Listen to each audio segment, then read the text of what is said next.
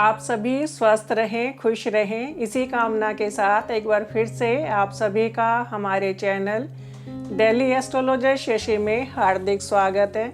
यदि अभी तक आपने हमारा चैनल सब्सक्राइब नहीं किया है तो हमारे चैनल को सब्सक्राइब करें, क्योंकि अपने चैनल पर हम नई नई वीडियो लाते रहेंगे और आप लोगों का ज्ञानवर्धन करते रहेंगे। आज की वीडियो में हम चर्चा करेंगे जन्म कुंडली में एक से अधिक विवाह के योग। मानव जीवन के 16 संस्कार गर्भाधान से लेकर मृत्यु पर्यंत होने वाले 16 संस्कारों में से एक अति महत्वपूर्ण संस्कार होता है, क्योंकि विवाह के बाद पति पत्नी एक साथ रह करके परिवार की संरचना करते हैं तथा परिवार से समाज की संरचना होती है। पति पत्नी विवाह के बाद एक साथ रहते हुए धर्म, अर्थ, काम, मोक्ष से संबंधित अनेक उत्तरदायित्व को एक दूसरे के पूरक होकर के निभाते हैं। कई बार जन्म कुंडली में इस प्रकार के योग बन जाते हैं कि एक से अधिक विवाह मानव जीवन में होता है और कहीं ना कहीं अनेक कठिनाइयों का भी सामना करना पड़ता है। इस वीडियो को पूरा देखें, क्योंकि कुंडली में बनने वाले योग को हम एक कुंडली पर भी अप्लाई करेंगे ताकि आप लोग उसको अच्छे से समझ सकें। इस कुंडली पर लगने वाले योग ने जातक के जीवन में 3 बार सगाई को ब्रेक करा करके चौथा विवाह कार्य संपन्न होने दिया। तो कौन से वे योग हैं कि जातक को एक से अधिक विवाह करने पर मजबूर करते हैं? तो जब भी विवाह की बात होती है तो जन्म कुंडली का 7वां भाव, 7वें भाव के स्वामी, और यदि लड़की की कुंडली होती है तो उसमें बृहस्पति पति के कारक माने जाते हैं, और यदि लड़के की कुंडली होती है तो उसमें शुक्र को पत्नी का कारक माना जाता है। वैसे शुक्र को दोनों की ही कुंडली में देखना चाहिए, क्योंकि शुक्र भोग विलास, सुख सुविधा के कारक होते हैं। तो जब भी शादी की बात होती है तो लग्न और लग्नेश को तो हमें हर योग में देखना ही चाहिए। यदि वे जितने भी बली होंगे उस प्रकार से मानव जीवन में घटना घटती है। लेकिन आज हमारा जो फोकस रहेगा वो 7वें भाव पर रहेगा, क्योंकि इस वीडियो में हम कुंडली में बनने वाले एक से अधिक विवाह के योग की हम चर्चा करेंगे। तो 7वां भाव भावेश कारक। सबसे पहले 7वां भाव यदि पापकत्री में हो, पापकत्री का मतलब होता है कि 7वां भाव से 12वां और दूसरा भाव में यदि पाप ग्रह स्थित हो, यानी कि 6ठे और 8वें भाव में यदि पाप ग्रह स्थित है तो एक से अधिक विवाह का योग बनता है। नंबर 2, 11वें भाव के स्वामी और 7वें भाव के स्वामी यदि 7वें ही भाव में स्थित हो या एक दूसरे से त्रिकोण में हो, यानी कि एक दूसरे से 5वें या 9वें भाव में स्थित हो, तो भी एक से अधिक विवाह होता है। नंबर 3, दूसरे भाव के स्वामी 7वें भाव में स्थित हो और 5वें या 10वें घर में वक्री शनि स्थित हो।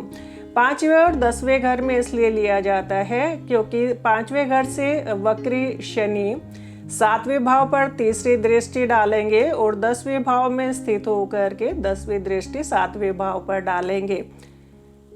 नंबर 3, यदि 7वें भाव में एक से अधिक अशुभ ग्रह स्थित हो तो भी एक से अधिक विवाह का कारण बन जाता है। नंबर 4, यदि 7वें भाव में शुक्र और मंगल स्थित हो तथा लग्नेश 8वें भाव में स्थित हो।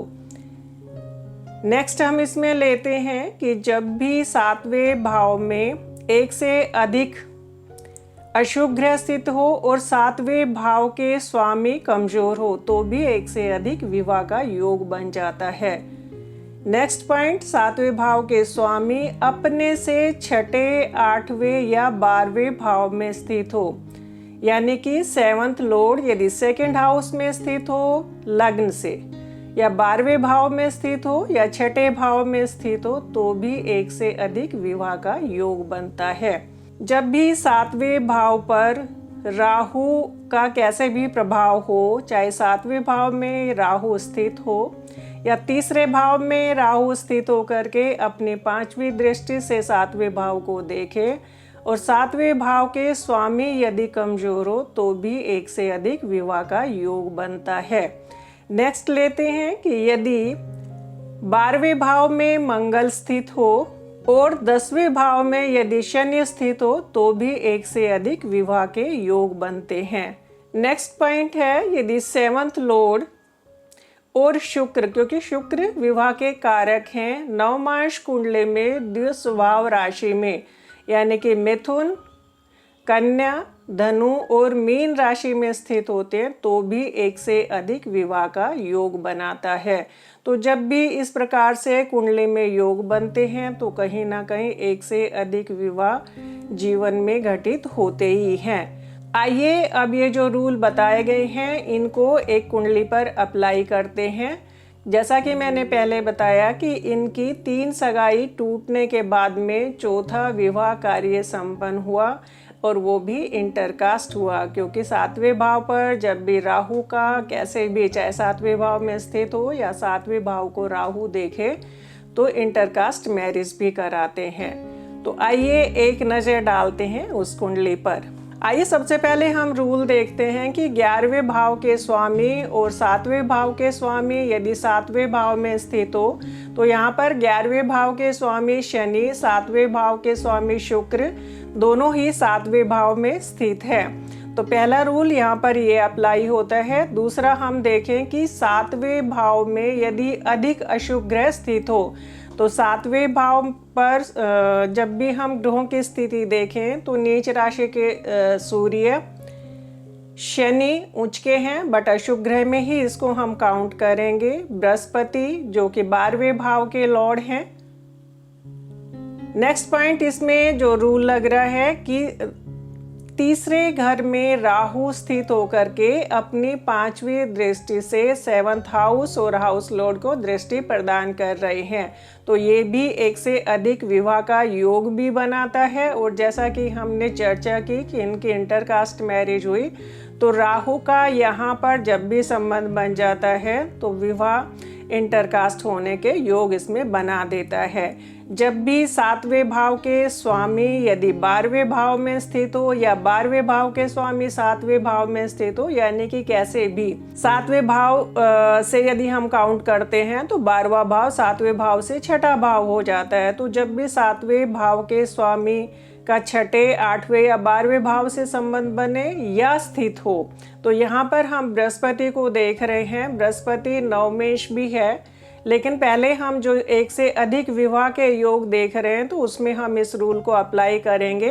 तो यहाँ पर 12वें भाव के स्वामी बृहस्पति 7वें भाव में स्थित है। 7वें भाव में जब हम एक से अधिक अशुभ ग्रहों का भी वर्णन कर रहे हैं और एक रूल इसमें हम देखते हैं एक से अधिक विवाह का जो हम वर्णन कर रहे हैं तो यहाँ पर शुक्र 7वें भाव के स्वामी भी हो गए और शुक्र जैसे हमने कारक की चर्चा की थी तो कारक भी हो गए। तो आइए जो हमने बोला कि यदि 7वें भाव के स्वामी और कारक शुक्र यदि द्विस्वभाव राशि में स्थित हो तो भी एक से अधिक विवाह का योग बनता है। तो इसको हम अप्लाई करते हैं, यहाँ पर शुक्र को ही लेकर के चलेंगे क्योंकि कारक और 7वें भाव के स्वामी दोनों शुक्र ही है। तो नवमांश कुंडली में ये एक तो 12वें भाव में भी स्थित हो गए, लेकिन हम यहाँ पर द्विस्वभाव राशि को लेकर के चल रहे हैं तो यहाँ पर ही मिथुन राशि में स्थित है। मिथुन राशि द्विस्वभाव राशि हो गई तो ये भी एक से अधिक विवाह का जो योग बन रहा था वो भी यहाँ पर अप्लाई होता है। अब एक नजर डाल रहे हैं कि यदि 7वें भाव पर राहु की स्थिति चाहे स्थित हो या दृष्टि प्रदान करे तो भी एक से अधिक विवाह का योग बनाता है। तो इनकी कुंडली में राहु तीसरे भाव में स्थित है और 7वें भाव को 5वीं दृष्टि से देख रहे हैं। एक नज़र डाल लेते हैं कि क्या वे योग बने, क्योंकि इस वीडियो में हम लव मैरिज की बात नहीं कर रहे हैं लेकिन फिर भी एक योग बन रहा है। तो आप लोगों को मैं ये भी बता ही दूं कि 5वें, 7वें और 9वें भाव का जब भी संबंध बनता है तो ये लव मैरिज भी कराता है। तो इसमें 5वें भाव के स्वामी सूर्य 7वें भाव में नीच राशि के होकर के स्थित हैं और नवमेश बृहस्पति भी 7वें भाव में ही स्थित है। राहु की 5वीं दृष्टि आ रही है तो ये इंटरकास्ट और लव मैरिज का भी योग बना देता है। तो इस प्रकार जब भी कुंडली में इस प्रकार के योग बनते हैं तो एक से अधिक विवाह मानव के जीवन में होते ही हैं। यदि उनकी सगाई होकर ब्रेक हो जाती है तो भी वैसे ही काउंट कर लिया जाता है, क्योंकि सगाई होने के बाद भी एक तरीके से विवाह का कार्य तो शुरू हो ही जाता है। तो कई बार देखने में आता है कि यदि एक से अधिक विवाह के योग बनते हैं तो कई बार सगाई टूट जाती है, यानी कि एंगेजमेंट होकर के ब्रेक हो जाती है। और कई बार देखने में आता है कि शादी के कार्ड वगैरह सब कुछ रेडी हो जाते हैं और कहीं ना कहीं डिस्ट्रीब्यूट भी कर दिए जाते हैं, उसके बाद में भी शादी टूट जाती है। या कई बार देखने में आता है कि विवाह के बाद में शादी टूट जाती है, तो चाहे सगाई होकर के टूटे या विवाह के बाद में, इसमें हम एक से अधिक शादी के योग में ही काउंट करेंगे। तो जब भी इस प्रकार से कुंडली हो और यदि आप कुंडली मिलान कर रहे हैं तो कई बार देखने में आता है कि 36 में से 32 गुण मिल गए, 30 गुण मिल गए, तो हम बहुत खुश हो जाते हैं कि भाई गुण का मिलान तो बहुत अच्छा हो गया है, लेकिन फिर भी उनकी शादी चलती नहीं है। तो जब भी कभी भी कुंडली देखें तो 7वें भाव भावेश को बिल्कुल भी इग्नोर नहीं करें, क्योंकि 7वां भाव जितना अच्छा होगा, जितना बली होगा, उतना ही मैरिटल लाइफ अच्छी होगी। 7वां भाव और भाव के स्वामी की जितनी स्ट्रेंथ ज़्यादा होती है तो वैवाहिक जीवन उतना ही सुख में होता है। जब भी 7वें भाव का संबंध 6ठे भाव से हो जाए या 12वें भाव से हो जाए या जन्म कुंडली के लग्न से दूसरे भाव पर हो जाए, 99% क्या 100% ये रूल तो मैंने बहुत कुंडलियों में अप्लाई हुआ है कि जब भी 7th लॉर्ड 12वें भाव में स्थित हो जाते हैं, शत्रु राशि में स्थित हो, तो पहली शादी को 100% तुड़वाते ही हैं। और एक रूल ये भी अप्लाई होता है कि यदि लग्न में या 7वें भाव में सूर्य स्थित हो तो वो भी पहली शादी को नहीं टिकने देते हैं। तो इस प्रकार से जब भी कुंडली में योग बने तो अलर्ट हो जाइएगा, क्योंकि जब तक हम कुंडली को एक सजग होकर के नहीं देखेंगे, कहीं भी चूक कर जाते हैं। तो यदि हम पर कोई ट्रस्ट करके अपनी कुंडली मिलान करवाता है और कहीं ना कहीं यदि हम इन सब चीज़ों को नहीं देखते हैं तो उनके जीवन के साथ भी खिलवाड़ हो जाता है। तो कुंडली में जब भी एक से अधिक विवाह के योग बनते हैं तो इस प्रकार से उनको अच्छे से एडवाइस कर दीजिएगा। बाकी उपाय के तौर पर जब भी लिया जाता है तो इसमें जितनी आप शिव आराधना कर सकते हैं शिव आराधना कीजिएगा। बाकी पर्टिकुलर जब भी कुंडली देखी जाती है उनके ग्रह नक्षत्र दशा वगैरह के अनुसार ही यदि उपाय कराए जाते हैं तो कहीं ना कहीं उसमें ज़्यादा सफलता मिलती है। यदि आपको हमारी ये वीडियो पसंद आई हो तो लाइक करें, शेयर करें, कमेंट्स करें। Thank you.